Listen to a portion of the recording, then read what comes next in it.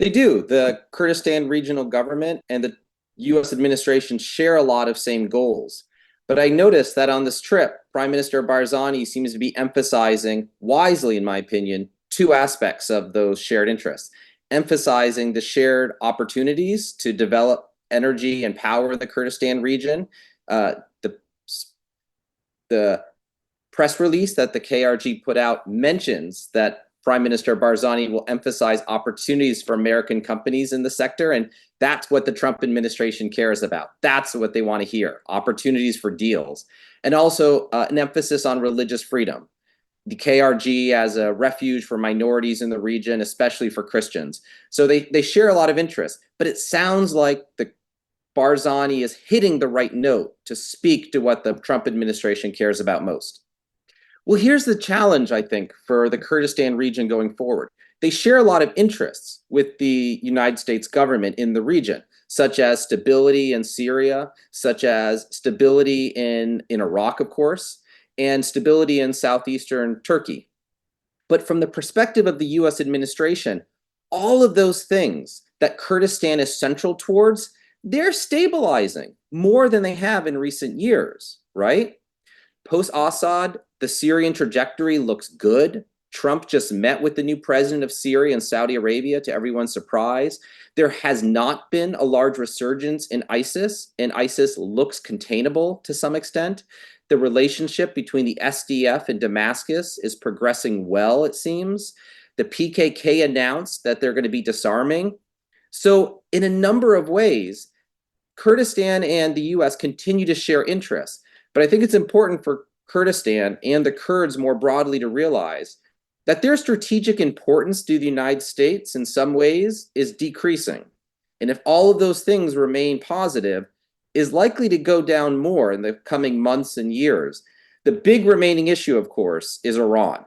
And the US-Iran negotiations over a new nuclear deal are proceeding. But I think until that point, right now, the KRG's leverage with the US and the ability to use the US to put pressure on Baghdad, it's at its peak. And if a deal with Iran is struck, the Kurdistan region may find that it still shares interests with the United States, but its importance to the US has declined. We'll see. There's already some new agreements between US companies and companies in Kurdistan, from what I understand. Last month, General Electric and a company in Soleimani, Taurus Arms, signed a deal to develop the Bazian power plant. I think on both sides, there's a hope that that'll be the first of more deals, and we'll see what comes out of this trip. But I think there's opportunities there. I think the real challenge for the Kurdistan regional government is the US administration under Trump, it is more centralized in the White House, and decision making is more centralized in the White House than previous administrations.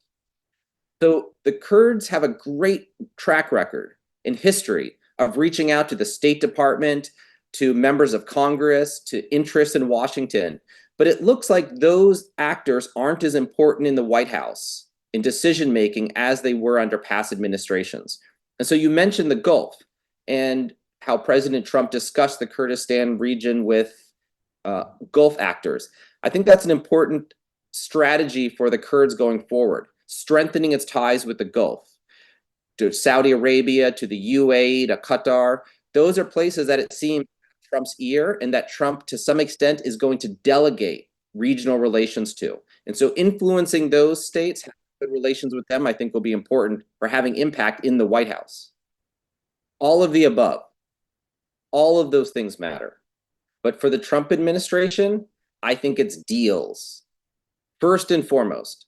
And there's a big opportunity now to restart oil exports from the Kurdistan region, which have been stalled for 2 years. And that requires a deal between Erbil and Baghdad.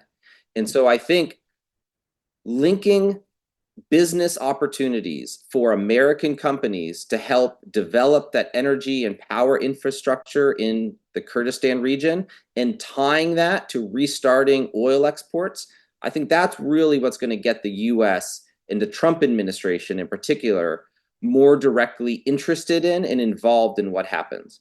But like I mentioned earlier, the Kurdistan regional government has always been an island of stability in the region. But in general, the immediate region around Kurdistan, from the US perspective, is stabilizing. And so Kurdistan, yes, it's stable, but it's in a less stable, it's in a more stable immediate neighborhood. And so that part of the importance for the US, I think, will go down. Like I said, now is the moment. Until there's a deal between the US and Iran on the nuclear program, the leverage of Kurdistan is at its highest because there's a lot of pressure within Baghdad to distance itself from Iran. There's a lot of pressure on the parties that are backing the prime minister. And if a deal isn't reached, or if Israel decides that they want to, in military parlance, military talk, go kinetic and attack Iran, and if the US is brought into attacking Iran, I think the relationship is going to change very quickly. And so right now there's a moment that the Kurds can use leverage against Baghdad, at least to strike a deal to restart the oil exports. And of course, we're all watching to see what happens with Iraqi elections. Elections are scheduled for November. I don't think we know yet what the coalitions are going to look like, where the Kurds are going to be, and the wider distribution of electoral alliances. And so the U.S. will play a role in that. But I think the U.S. is also watching to see how relations between Erbil and Baghdad develop.